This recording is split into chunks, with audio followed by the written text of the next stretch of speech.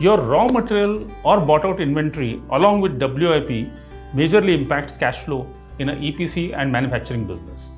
It is tricky sometimes as excess inventory blocks your cash flow, whereas insufficient inventory could be the cause of delays and loss of orders. Let's first focus on the cash flow, and I would like to quickly give you 10 tips to discipline in inventory management. First is strictly purchase high value items against orders only. Avoid stocking them.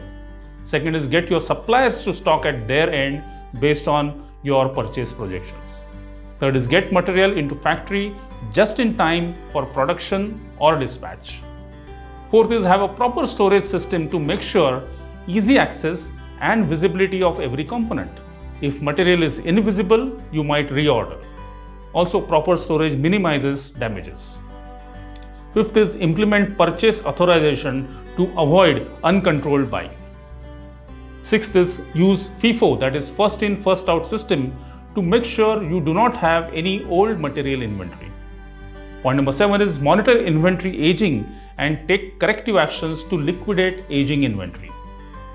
Point number 8 is define reorder levels for C category items. Number 9 is run frequent stock audits to make sure that your physical stock matches the stock in tally.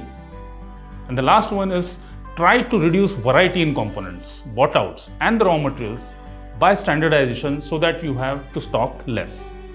And lastly, just a small tip, once in a while visit your store, spend some time looking at your inventory to see if everything is in order.